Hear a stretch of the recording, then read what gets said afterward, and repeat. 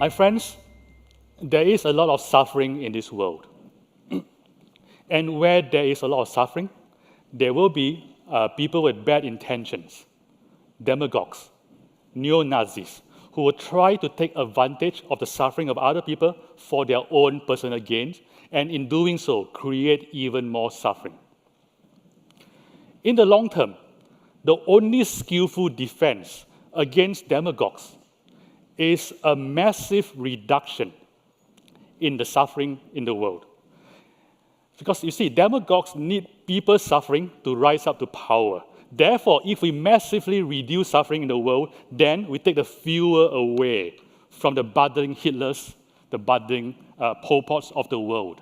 Also the neo-Nazis, also the KKK, also the type of leaders who are endorsed by the KKK.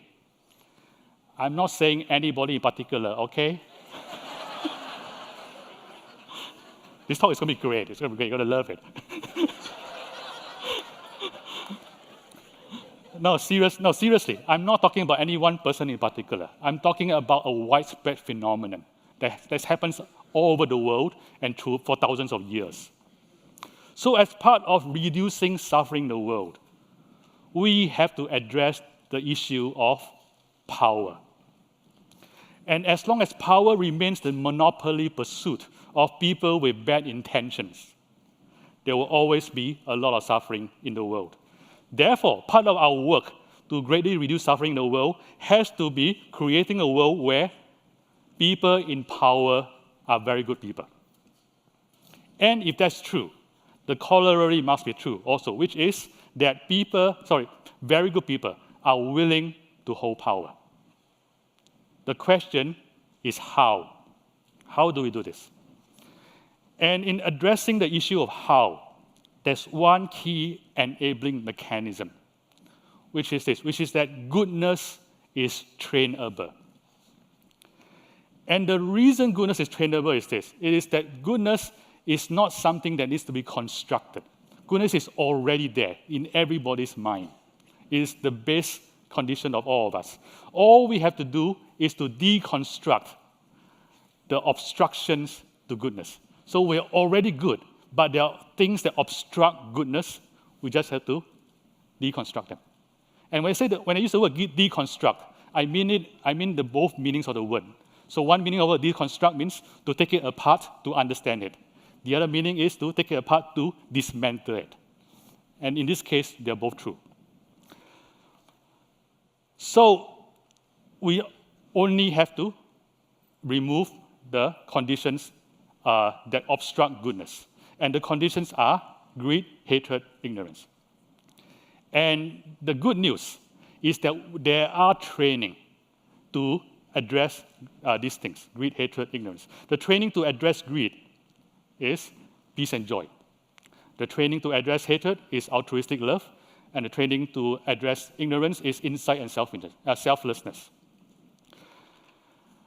The very important point is that you don't have to be perfect at this training. You don't have to totally remove greed, hatred, ignorance. You can just remove them by some significant percentage, and already you can solve the problem. Already you can create very good people. So that leads us to the next question. What does it look like to be very good at these three types of training? So the first is peace and joy. Training of peace and joy begins with something called shamatha. Right? Shamatha, which translates to calm abiding, abiding in calmness. And when you train in calm abiding, first thing is your mind calms down. And not just calm down, it becomes more concentrated. So it's not like kind of spacing out, right? It is alert and relaxed, it's calm and concentrated. And in doing so, something else happens, which is mind-blowing, which is that if you do that, joy, inner joy arises spontaneously after some training. And when that happens, that joy is independent of sense and ego pleasures. So you don't have to go and grab sensory pleasure and grab ego pleasure to be joyful anymore. It's something that's already in there, right? And you do it as a skill. Skill means trainable. The more you train, the more you practice, the better you become at it. And when you become very, very good at this, what happens? you get into something called jhana, and which is a mastery of shamatha. And when in a state of jhana, your concentration becomes perfected, the mind becomes quiet, your equanimity becomes perfected, and you experience an inner joy independent of sensation that is better than sex, according to the masters. Fascinating, right? So you're looking at the study of different parameters. The one about better than sex is fascinating to me. So the part that's fascinating is how do you measure it? And it turns out there's an ingenious way of measuring that in this experiment, which was they measured the activation of the dopamine release system, right? And so the prediction, I mean, if I give you a description like this state of mind is better than sex, your prediction, or my prediction, was that then the dopamine system must be in hyperdrive. And if that's the case, that's a problem, because there might be a danger of addiction. There might be a danger of habituation. Habituation means that after that, you need more to get the same hit. Right? So according to the study, something fascinating happens, which is that when you're in the state of the jhana, the dopamine release system is only slightly activated. However, the cortical activity is very low. And because of that little bit of dopamine release appears to be huge. And therefore, you don't have the problem of habituation and addiction. And therefore, something else the masters have been teaching us about, that joy comes from inner peace. It turns out there is data to support that study, that statement. That's fascinating. So that's one. The next thing is altruistic love. Loving kindness, compassion, and altruistic joy. So when you become very good at this, what happens? The first thing that happens is you learn to be able to generate large amounts of selfless love on demand. So yeah, what does that mean? Substantially. So this guy you see here, his name is Matthew Ricard. He's French. He has spent, by the time he was in the fMRI machine, he has spent 40,000 hours in the meditation training. So Matthew, when he's meditating on compassion, you see that his brain activity spiked. And I was like, I don't know what that means. So I asked a neuroscientist, Richie Davidson, for those who know him, I asked him to explain to me in words that even I can understand. And Richie said it's very simple. Imagine looking and seeing an elephant charging at you, right? That amount of fear. Imagine the positive aspect of that experience. Imagine being able to bring up the experience voluntarily in 2 seconds. Matthew can do that. Matthew has the ability to bring about intense amount of altruistic love for anybody at any time. That's the power. When that happens, it becomes an infinite source of doing good. So again, this is from Matthew. By the way, this book, this is the best book on altruism. For those interested in the topic, it's only 900 pages long. So there's such a thing called compassion fatigue. And according to Matthew, there is no such thing. He says that what we call compassion fatigue is actually empathy fatigue, right? When we deal with people who are suffering, and then we suffer with them, and then we burn out. And Matthew says that is different, that is empathy, different from compassion. If you have compassion, if you arise compassion, then it's an infinite resource. You never get fatigued. And again, that's been tested in the lab. So Matthew was in the fMRI machine, and when he meditated only on empathy, you see the pain centers of his brain light up. He was literally in pain, looking at suffering. But when he was meditating on compassion, the pain centers of his brain stopped lighting up, and the maternal love part of the brain lit up. So compassion becomes it's a happy state. It's an infinite resource. It's fascinating. And beyond that, also, you create the courage of compassion. So what does that mean? I want to tell you the story of this guy. His name is Dr. Ari, and he's a force of nature. Right? He's about this tall. So he is he's the biggest non-profit leader in Sri Lanka. So one time, he was starting something. He was starting a peaceful movement, And then he found out that somebody was trying to assassinate him. And the way the guy was going to assassinate him was they were going to put a bomb in the school where he was teaching. So they were going to bomb the school.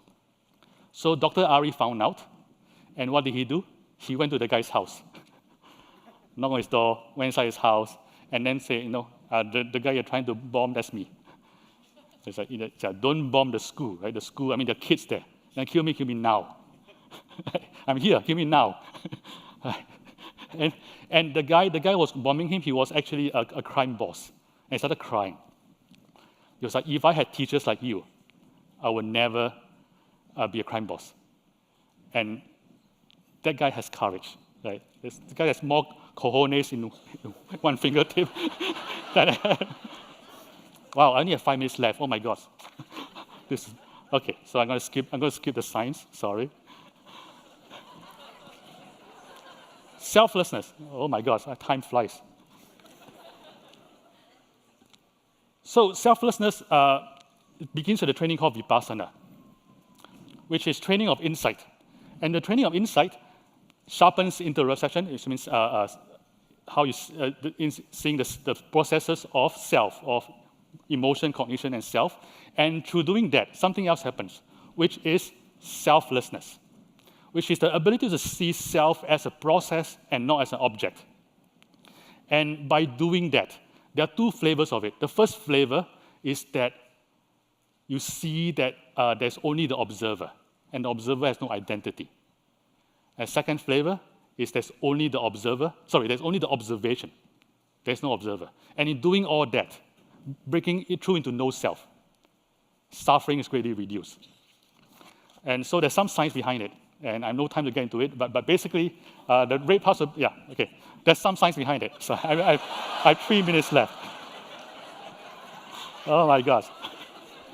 Yeah, I'm polytheist, that's why I say, oh my gods, So this is it. The 3 powers of a Jedi-level master meditator are peace and joy, altruistic love, insight, and leading to reduction or elimination of greed, hatred, ignorance, leading to goodness.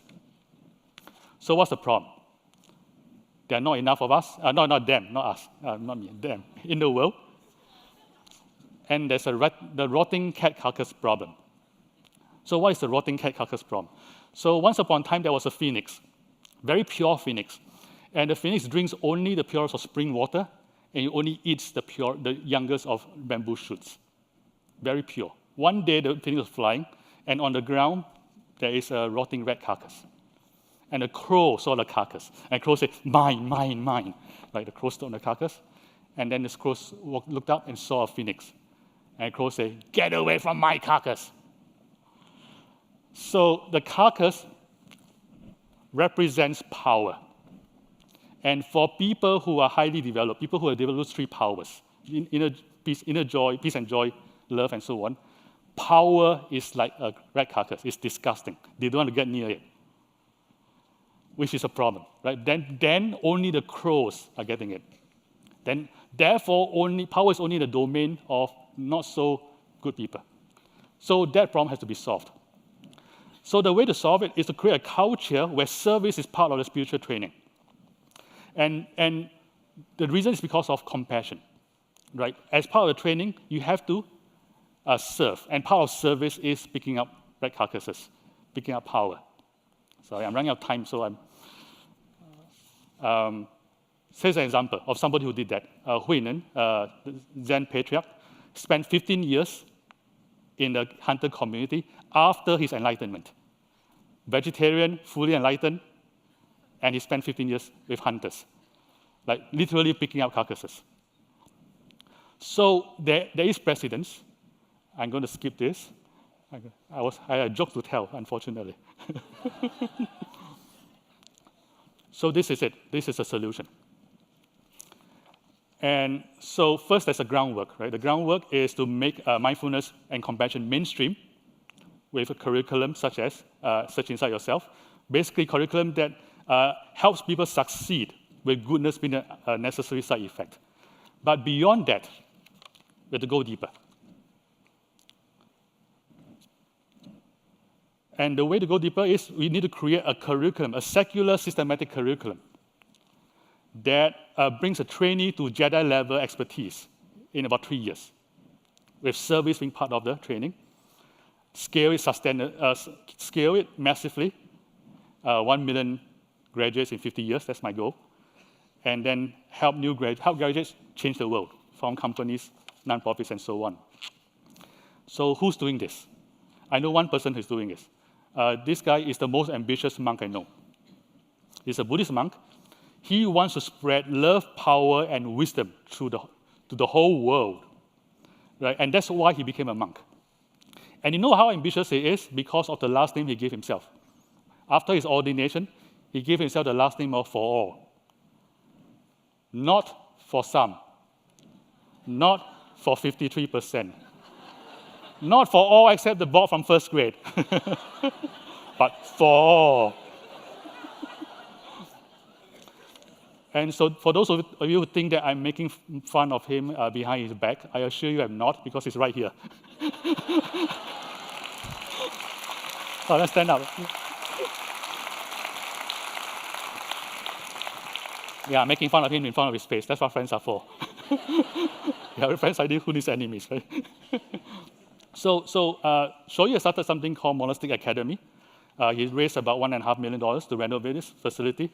What impressed me is this, that he created something, a curriculum that can allow trainees to get the 3 powers in about 3 years. And they alternate between retreat and service.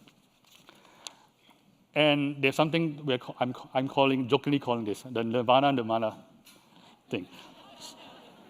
So imagine this. Imagine Shoyu's monastery, right, in the same compound as a workspace, which is what he does. Right? So there's like the Nirvana side where people are training full-time to get enlightened, to get the 3 powers. And then there's a Nerdvana side where people are working. And the only difference between them is one door. So there's a free flow of people. So they influence each other. Right? So the monks teach the Nerdvana side people to be calm, to be mindful, to be kind, to be loving. And this side, they teach them to do business, to run the business, to grow a business, and so on. So there's constant circulation, and we hope that in the future, there's more circulation. So graduates from the Nirvana side will eventually go to the other side to start companies. And those from the other side who gradually make $1 billion will come back to do 3 years of training. Oh, I'm out of time. So Shoryu he's doing this in Vermont right now, and he's trying to double every year. So this is how we're going to do. The way to train 1 million Jedi is double every 3 years. And you're going to see the math here. So the math is, if you double every 3 years, you get 1 million in 50 years. So anyway, that's the math. And so he's looking for $10 million investment to do this in California. I pledge $1 million if he can raise the other 9. So help him get my money away. Okay. 2 minutes.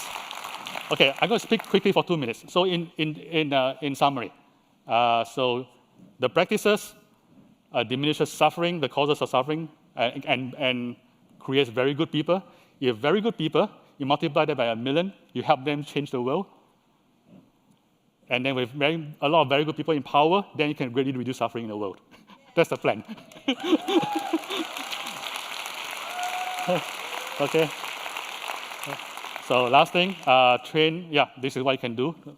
And these are the people you can talk to after this talk. And my friends, may the force of goodness be with you, and may the force of goodness be you. Thank you. Thank you.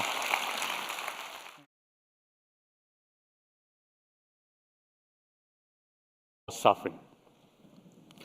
In the long term, the only skillful defense against demagogues is a massive reduction in the suffering in the world. Because you see, demagogues need people suffering to rise up to power. Therefore, if we massively reduce suffering in the world, then we take the fuel away from the budding Hitlers, the budding Pol Pots of the world. Also the neo-Nazis, also the KKK, also the type of leaders who are endorsed by the KKK. I'm not saying anybody in particular, okay? This talk is going to be great. It's going to be great. You're going to love it. No, seriously, I'm not talking about any one person in particular. I'm talking about to greatly reduce suffering in the world has to be creating a world where people in power are very good people. And if that's true, the corollary must be true also, which is that very good people are willing to hold power. The question is how? How do we do this? And in addressing widespread phenomenon that happens all over the world and for thousands of years. So as part of reducing suffering in the world, we have to address the issue of power. And as long as power remains the monopoly pursuit of people with bad intentions, there will always be a lot of suffering in the world. Therefore, part of our work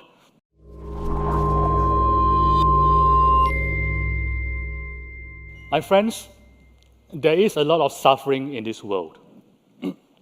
And where there is a lot of suffering, there will be people with bad intentions, demagogues, neo-Nazis, who will try to take advantage of the suffering of other people for their own personal gains, and in doing so, create even more